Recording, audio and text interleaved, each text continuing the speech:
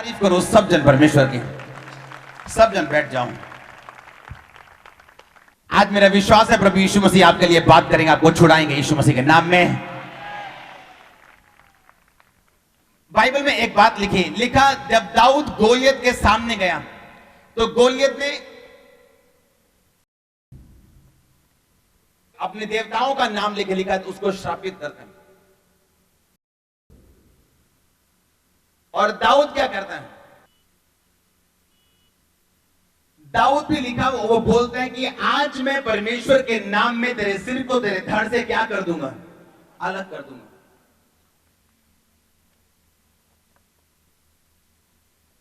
शैतान ने इस्तेमाल किया अपने शब्दों को दाऊद को गिराने के लिए। और दाऊद आत्मिक इंसान था, वो ये जानता था कि अगर मैं इन शब्दों को शब्दों से नहीं मारूंगा तो शैतान मेरे ऊपर ओवरकम करेगा और जीतेगा।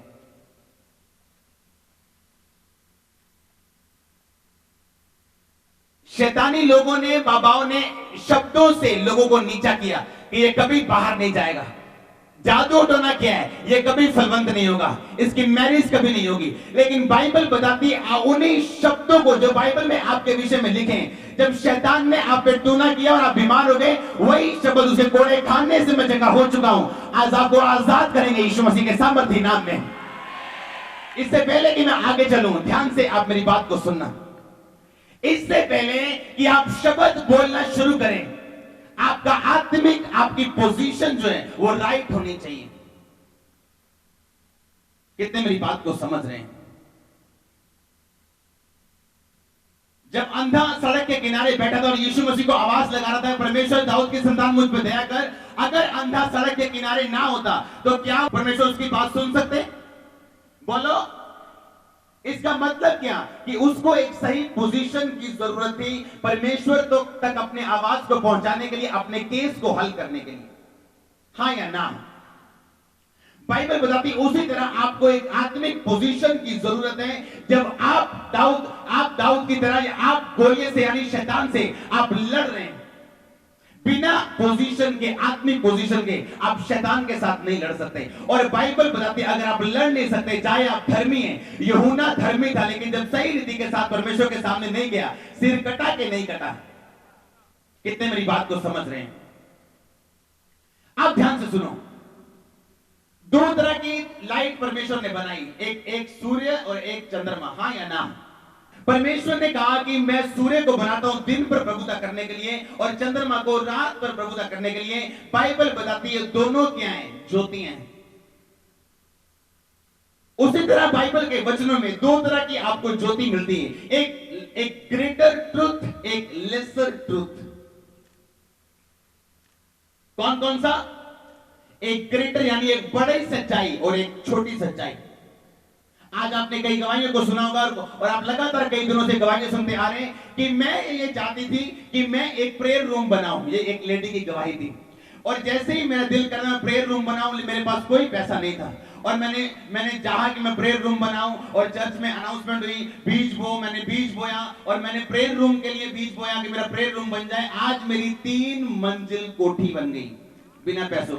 ये गवाही थी कल मखू की मीटिंग में। अब एक गवाही आज आपने सुनी कि मैं ये चाहता हूं कि मैं 10,000 परमेश्वर के भवन में दूं हर महीने। मैं आपको पैसे की बात नहीं कर रहा हूं।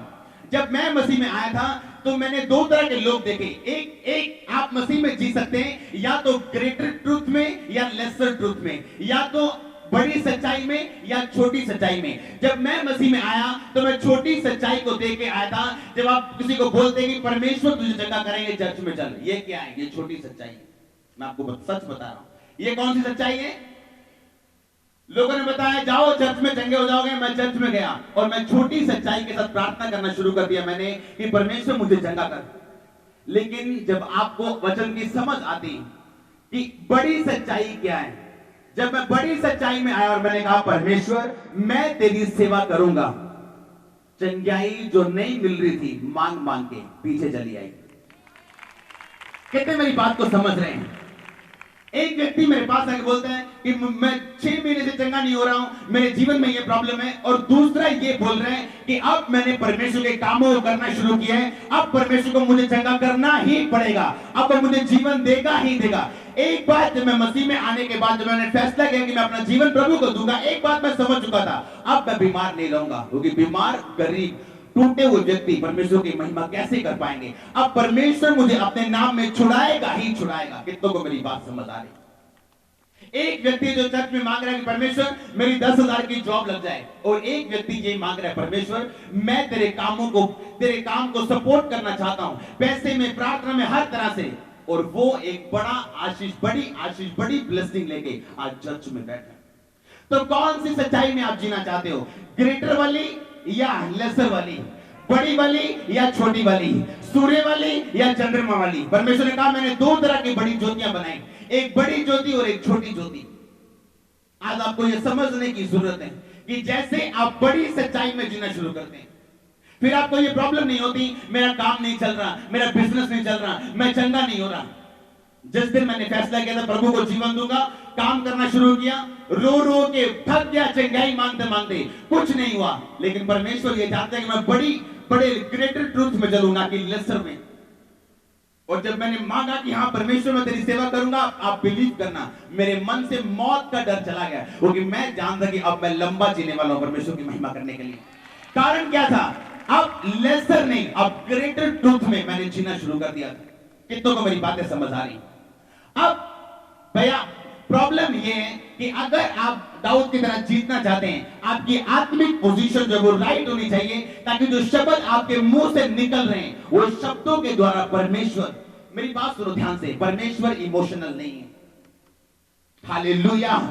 आप देखते हैं बिलीवर्स इमोशनल है। कैसे? कोई जाएगा और यीशु मसीह के बारे में बुरा बात करेगा और किसी बाबे की प्रशंसा करेगा, उसके दिल में आएगा हाँ सही बात है, मुझे बाबे के पास जाना चाहिए। और जैसे ही फिर इमोशनल बंदा चर्च में आएगा और लंगड़े चलते देखेगा और गवाहियां सुनेगा, उसे लगेगा नहीं नहीं मुझे यीशु मसीह के पास जाना चाहिए। इसे क्या बोलते हैं? इमोशनल क्रिश्चियन, जो कभी इधर कभी उधर। और लिखा ऐसा व्यक्ति लहर के समान है, लहर आई लहर गई, हजारों सालों से लहर आ रही है, लहर जा रही है, उसकी जिंदगी में कुछ नहीं हो रहा। कारण क्या? शैतान आपको इसलिए इमोशनल क्रिश्चियन बनाना चाहता है, आपकी आत्मिक पोजीशन कभी फर्म और सेट ना हो कि जहां से आप शब्दों को बोल सकें और परमेश्वर आपकी जिंदगी में काम कर सके। हालेलुया। कितनों को मेरी बातें समझ आ रही हैं कि शैतान नहीं चाहता कि आपकी जिंदगी फर्म रहे, आप एक जगह पे स्ट्रॉन्ग तरह से खड़े रहें और फिर आप शब्दों को बोलें और परमेश्वर आपके शब्दों का ऑनर करे।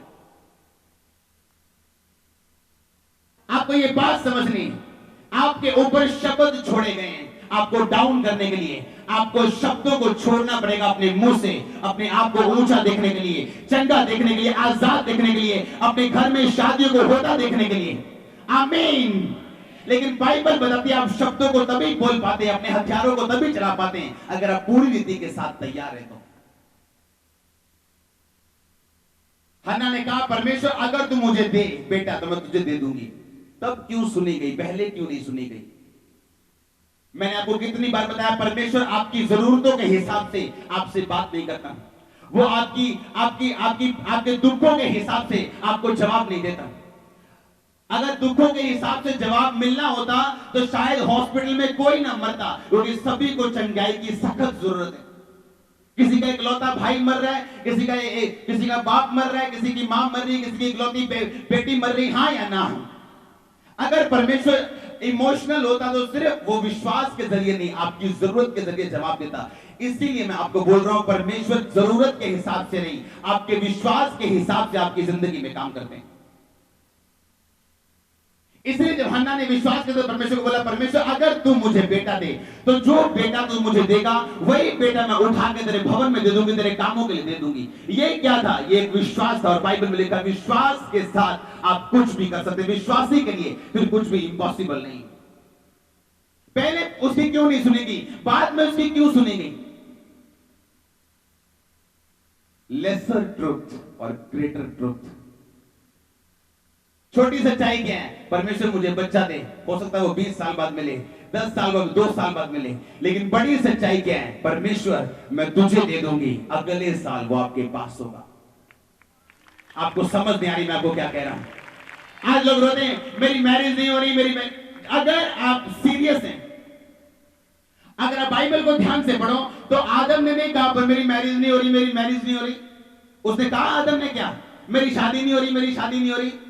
बाइबल में लिखा आदम बिजी था अपने कामों में जो परमेश्वर ने उसे दिए थे, और परमेश्वर ने आदम को देके बोला कि मैं आदम के लिए एक सहायक दूंगा जो इसके साथ इसकी हेल्प कर सके।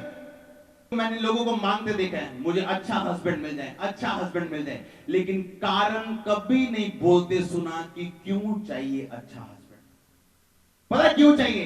आराम से जीने के लिए, फॉरेन में जीने के लिए, गाड़ी होनी चाहिए उसके पास, ये होना चाहिए उसके पास, और एक भी बार मुंह से ये नहीं निकलता कि हम सेवा करेंगे परमेश्वर की। कितने मेरी बात को समझ रहे हैं?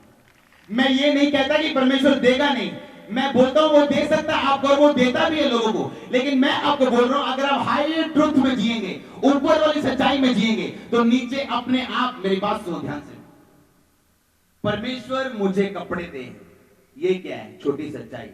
परमेश्वर मेरे पूरे मोहल्ले को कपड़े दे, अगर मोहल्ले को मिले तो आप भी बीच में आ जाएंगे। अब समझ आई आपके लगता है? आमीन। अब सिंपल सा समझाया, आपको समझ आया। परमेश्वर मुझे आशीष दे, ये कहने की बजाय परमेश्वर मेरे नगर को ब्लेस कर, तो आप क्या खाली रह जाएंगे? नहीं बोलो, आप खाली रह जाएंगे? परमेश्वर मेरे मोहल्ले को कपड़े दे और परमेश्वर आपको नंगा छोड़ेगा क्या? बोलो, आप भी भरेंगे यीशु मसीह के सामर्थ्य नाम में।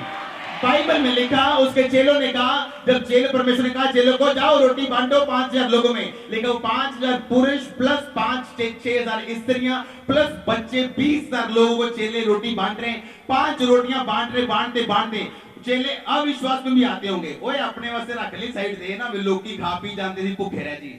किसी ने नहीं कहा, बांटते रहे। कितनी बची? 12। चेले कितने थे? परमेश्वर ने कहा मैं इतनी दूंगा, तू खा नहीं पाएगा, तू रख नहीं पाएगा। कितनों को मेरी बातें समझ आ रही हैं? ये ग्रेटर ट्रुथ है। छोटा ट्रुथ क्या है? परमेश्वर तेरी जरूरतों को पूरा करेगा। तू 5,000 में रहना चाहता है, कोई प्रॉब्लम नहीं, परमेश्वर तुझे खाना देगा, जो तुझे देगा। लेकिन बड़ा ट्रुथ क्या है? अगर तुझे बाल्टी भर के चाहिए, मैं शारीरिक बात नहीं कर रहा हूं, शारीरिक पैसों की बात नहीं कर रहा हूं, लेकिन मैं आपको वो बात कर रहा हूं, फिर आपको चंगाई के लिए रोने की जरूरत नहीं पड़ती, करलाने की जरूरत नहीं पड़ती, फिर आपकी लाइफ पीछे रह जाती है, परमेश्वर आपके आगे रहता है। फिर परमेश्वर जानता है ये मेरा काम कर रहा है, ये मेरा एम्बेसडर है, इसकी जरूरतों को मैंने पूरा करना है, इसके लिए मैंने लड़ना है। सब बोलो आमीन। परमेश्वर ने 2 तरह की ज्योतियां बनाई। परमेश्वर के कहने हर एक चीज प्रोफेटिक है, जितनी चीजें बनाई उनका प्रोफेटिक मतलब है बहुत बड़ा। हालेलुया। परमेश्वर ने 12 क्यों बचाई वो टोकरियां? 10 क्यों नहीं बचाई? थोड़ी क्यों नहीं बचाई?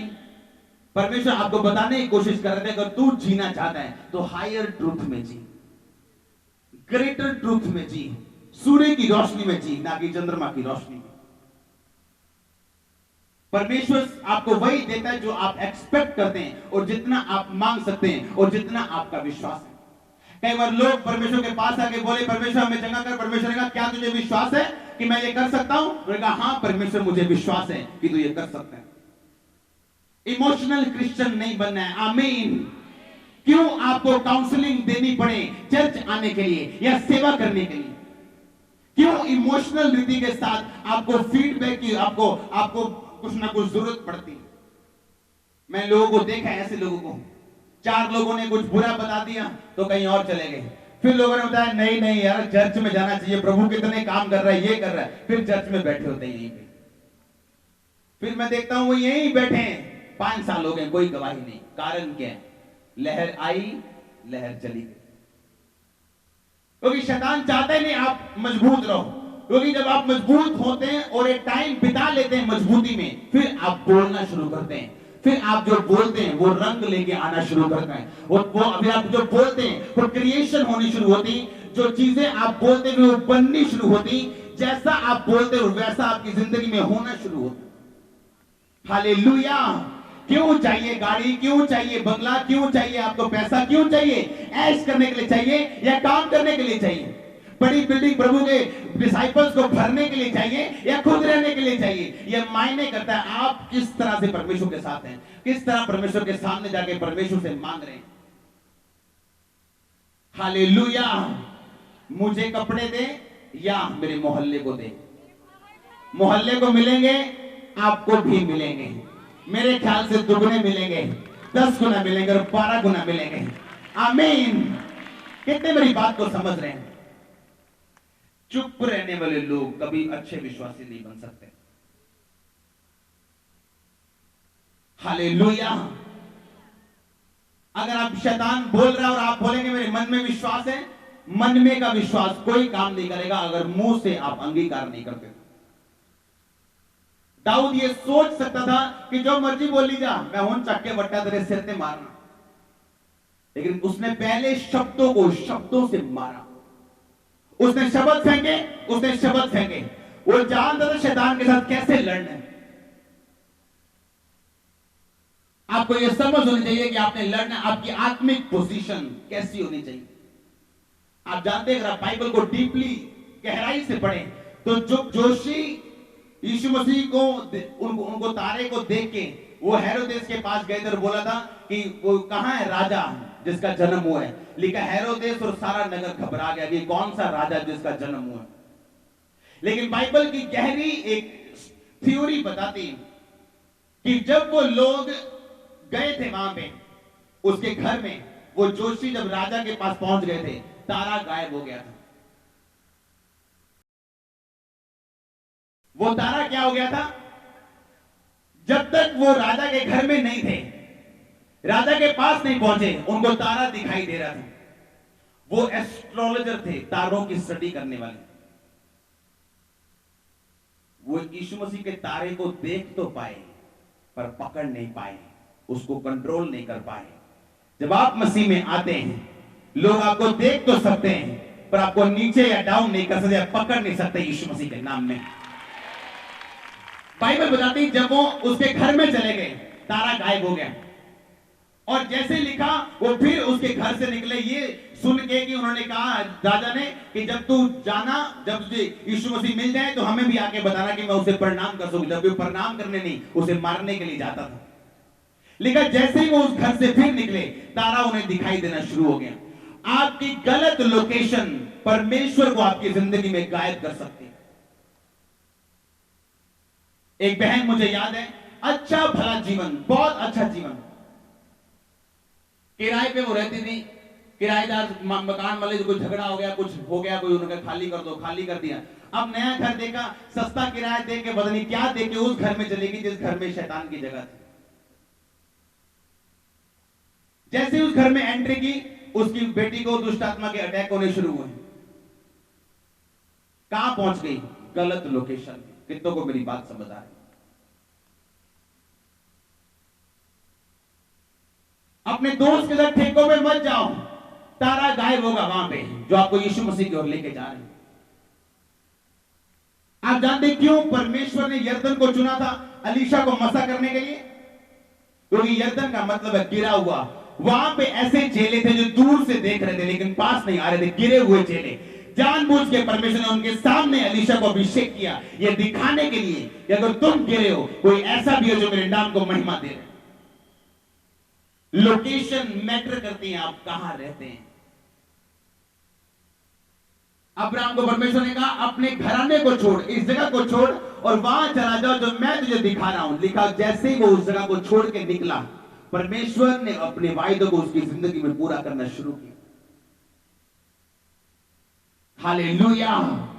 आज गलत लोकेशंस, नशे वाले स्थान में जाना, ठेके में जाना, बार में चले जाना, पब में चले जाना, कितने मेरी बातों को समझ रहे हैं?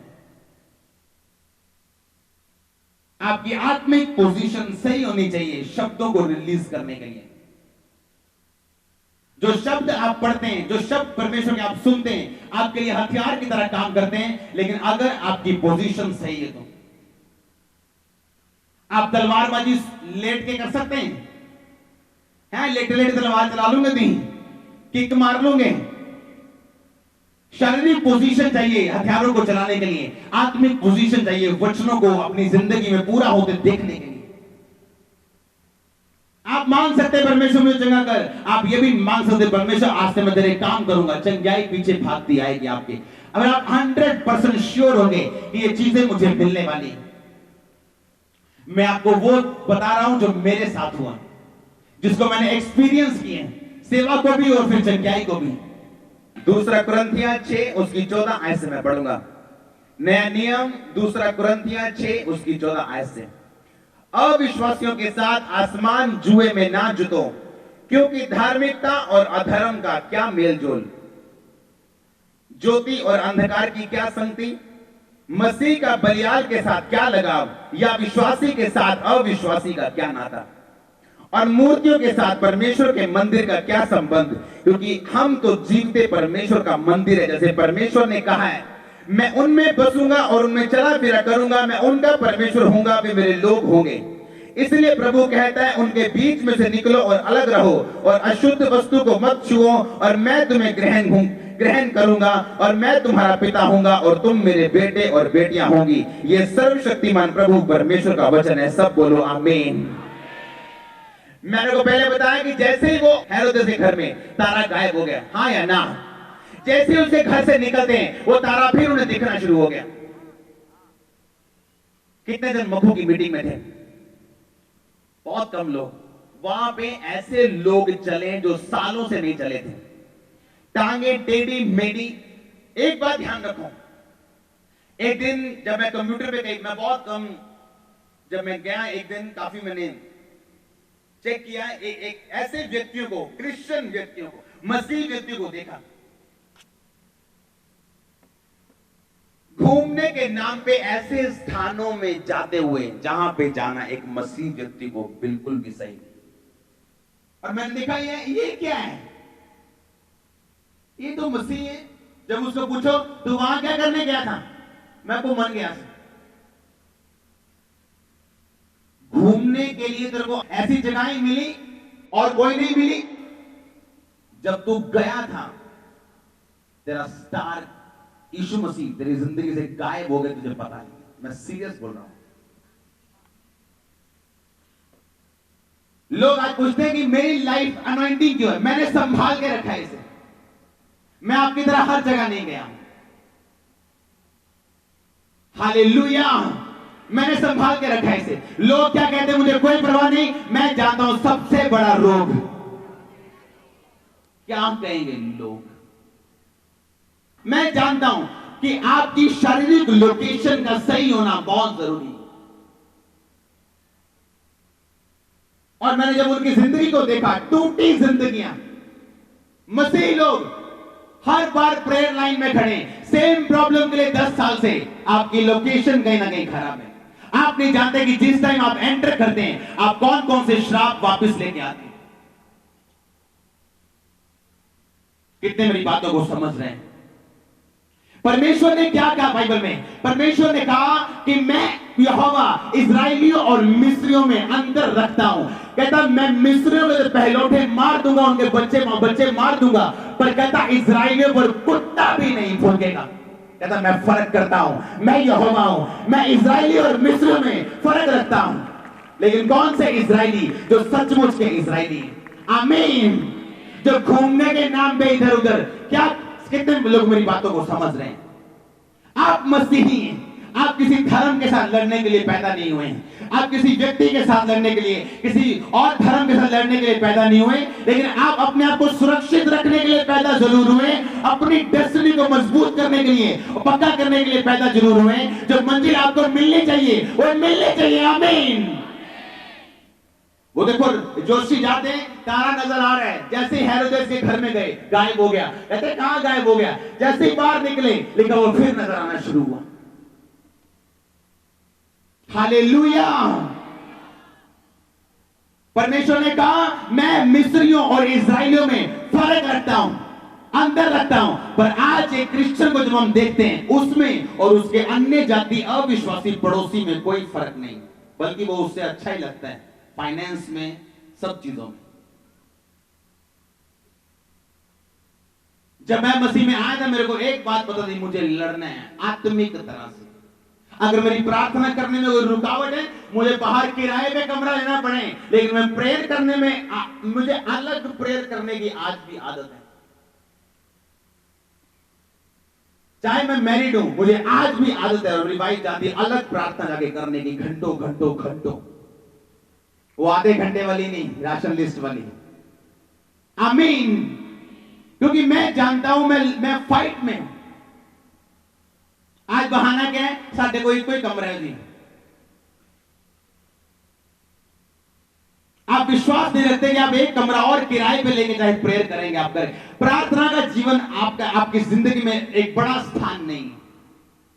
फाइट नहीं है आपकी लाइफ में, लड़ाई नहीं है जो आप आत्मिक तरह से अपने आप को ब्लेस करने के लिए और बड़ा करने के लिए करते हैं। कितने मेरी बात को समझ रहे हैं आज? हालेलुया। परमेश्वर ने कहा एक विश्वासी और अविश्वासी में फर्क होना चाहिए। छोटी शुरुआत को अनदेखा मत करो।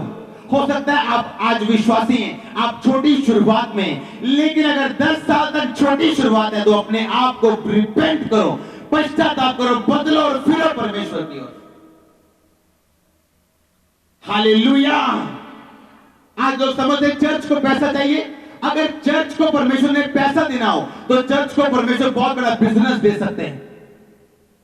अगर वो मुझे इतने लाखों लोग दे सकते हैं तो क्या बिजनेस नहीं दे सकते क्या? मैं फेलियर बिजनेसमैन नहीं हूं जो सेवकाई में आ गया हूं, मैं सक्सेसफुल बिजनेसमैन था जो सेवकाई में आया हूं। कितने मेरी बात को समझ रहे हैं? लेकिन बाइबल बताती वो दशवांश, वो बीज, वो सीड जो आप पे करते, आप देते प्रभु के कामों के लिए, वो आपकी गरीबी को खत्म करता है। जब लोग देखते कि इसकी गरीबी खत्म हुई, फिर परमेश्वर का वचन पूरा होता है कि मैं यहोवा मिस्रियों और इस्राएलियों में फर्क रखता हूं।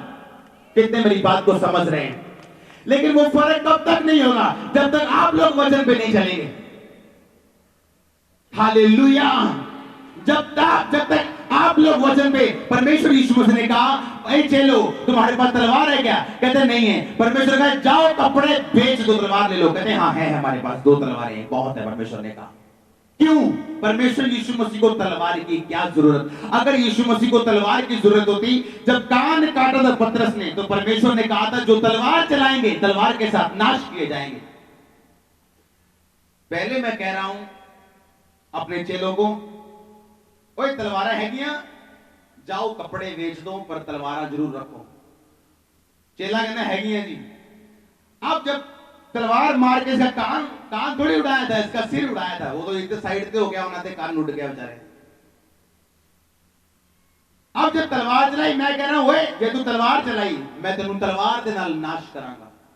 फिर मैं क्या ही क्यों कि तलवार ले लो जे मैं तलवार चलानी नहीं। यीशु मसीह ने क्या? ताकि वचन पूरा होवे कि मैं अपराधियां दे संग गिणया जावांगा। यीशु मसीह भी अपने बोले गए पिता दे वचनां नूं पूरा करन दे लई फाइट कर रहे हो और उस तरीके ना चल रहे हैं। आए कितना अन्य जातियों को पता लगूगा तो ये ब्लेस हो। जब तक ਤੁਹਾਡੇ जेबों पैसा नहीं निकलूगा, परमेश्वर दे कमाज नहीं जाऊगा, तुसी प्रेयर नहीं करोगे, तुसी व्यभिचार नहीं छूटोगे। बैठ जाओ भाई। कितने मेरी बात को समझ रहे हैं?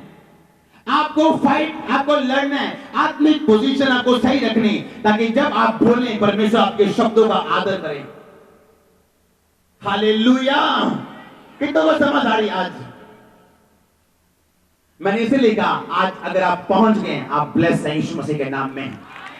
आज आप ग्रेस को लेके जाएंगे यीशु मसीह के नाम में। अब आमीन पसंद नहीं आया, ऊंची आवाज बोलो आमीन। हालेलुया। आपको ये बात समझनी, परमेश्वर चाहते हैं आपको और अन्य जातियों को अलग करना, एक फर्क रखना आपके बीच में और अन्य जातियों के बीच में। वो अपने आप से नहीं होगा। हालेलुया। वो अपने आप से नहीं होगा। आपको पहले परमेश्वर की मर्जी देखनी है कि परमेश्वर का वचन कहते हैं उसके कोड़े खाने से मैं चंगा हो चुका हूं, लेकिन मैं बीमार हूं, लेकिन प्रभु कहता है मैं चंगा हो चुका हूं। इसका मतलब है परमेश्वर मुझे चंगा करना चाहते हैं। अब मेरा काम ये है अपनी बॉडी पे हाथ रख के बोलना, उसके कोड़े खाने से मैं चंगा हो चुका हूं, अब चंगा हो चुका हूं। इसी सोच के साथ चलना, इसी सोच के साथ अपनी बुआ से बात करनी, कैसा है तू, उसके कोड़े खाने से मैं चंगा हो चुका हूं। अब तू कैसा है, उसके कोड़े खाने से मैं चंगा हो चुका हूं। उसी तरह सोचना, उसी तरह चलना, उसी तरह बात करनी। फिर आप देखेंगे डॉक्टर को बोलते हुए, भाई तेरी रिपोर्ट नॉर्मल है, तू आजाद हो चुका है, तू चंगा हो चुका है। आमीन। आज हमें देखा लोग गवाही देते लोगों को, अन्य जाते को। डॉक्टर हैरान हो गए जी, क्यों डॉक्टर हैरान हो गए? आपको पता है आज परमेश्वर डॉक्टर्स को चुन रहे हैं जो पवित्र आत्मा से भरे हुए हैं पूरी दुनिया में प्रचार करने के लिए। परमेश्वर एक बात बता रहे हैं कि मैं डॉक्टर्स का डॉक्टर हूं, मैं वकीलों का वकील हूं, मैं ईश्वरों का परमेश्वर हूं और परमेश्वरों का परमेश्वर हूं। आमीन। आपको ये बात समझनी है। परमेश्वर का मैं अलग करता हूं, मैं अलग करता हूं। आपके मुंह से क्या निकलता है बहुत बड़ी बात है। आपके मुंह से क्या निकलता है। जब मैं छोटा मसीही था, यानी छोटी उम्र का मसीही, जितना बड़ी कोई मर्जी अफसर हो, कोई भी हो, कुछ भी बांध के आया हो, कुछ भी करके आया हो, मेरे मुंह से जय मसीह के अलावा और कोई ग्रीटिंग नहीं निकली जो लोग बोलते हैं। मैं क्यों बोलूं जो आप बोलते हैं? मेरा विश्वास है जय मसीह की। हालेलुया। आज लोग लड़े नहीं, इसलिए जीते नहीं, इसलिए कहीं पे पहुंचे नहीं, डरते हैं लोगों से, अफसरों से। हालेलुया। एक बार एक शहर का बहुत नामी व्यक्ति मेरे पास आया और बोला जी हम सर्वधर्म सम्मेलन कर रहे हैं, उसमें क्रिश्चियन भी हैं, सभी हिंदू भी हैं, सब सिख भाई। मैंने कहा मैं सबसे प्यार करता हूं और मैं अगर मैं बोल रहा हूं मैं करता हूं तो मैं करता हूं, पर मैं ऐसे सम्मेलनों में कभी नहीं जा सकता क्योंकि मेरा विश्वास मुझे जाने की इजाजत नहीं देता। और मैंने उसको एक और बात बताई। मैंने कहा अगर मैं अपने परमेश्वर का सगा नहीं हूं तो मैं क्या तेरा सगा बन सकता हूं? अगर मैंने प्रभु से प्रेम नहीं किया तो मैं क्या तुझसे प्रेम कर सकता हूं? मैं कहा झूठे हैं वो लोग जो ऐसे जाते हैं, क्योंकि वो खुदा से प्रेम तो नहीं करते लेकिन तुमको बताते हैं कि मैं तुमसे प्रेम करता हूं। ये झूठा व्यक्ति है। हालेलुया। कितनों को मेरी बातें समझ आ रही? आपको इस बात की समझ होनी चाहिए, परमेश्वर ने कहा कि मैं फर्क रखने वाला परमेश्वर। अपने आप को वैसा देखो जैसा परमेश्वर आपको देखते हैं। आप आम नहीं हैं, आप टूटे नहीं हैं, उसकी निगाहों में आप कीमती हैं। आप वो हैं जो ब्लड दे के खरीदे गए हैं। आप आम इंसान नहीं है। आमीन। कोई आपको धोखा ना दे, कोई आपको पैसे का धोखा ना दे, कोई आपको लालच ना दे इसी आशीष का।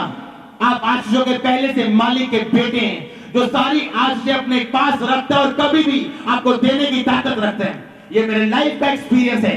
जिस रात आप सबसे अधिक निराश होंगे, अगली सुबह आपकी जिंदगी की सबसे अच्छी और बड़ी सुबह होगी यीशु मसीह के सामर्थ्य नाम में।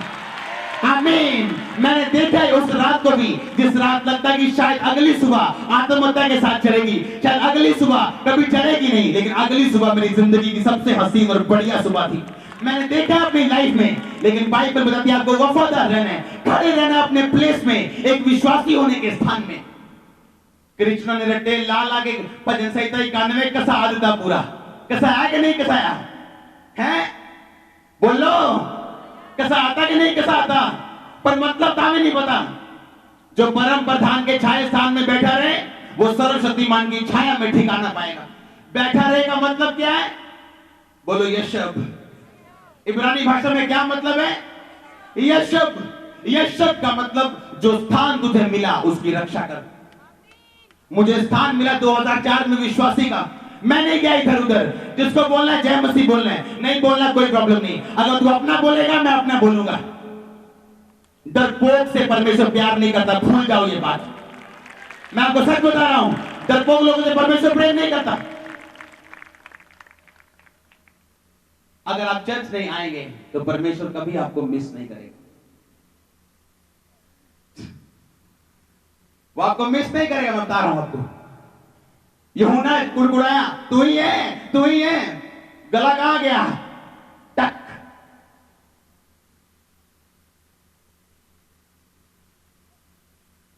हालेलुया।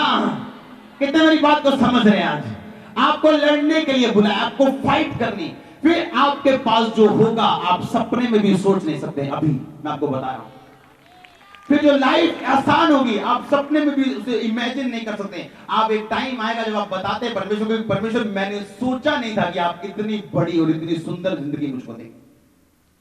हालेलुया।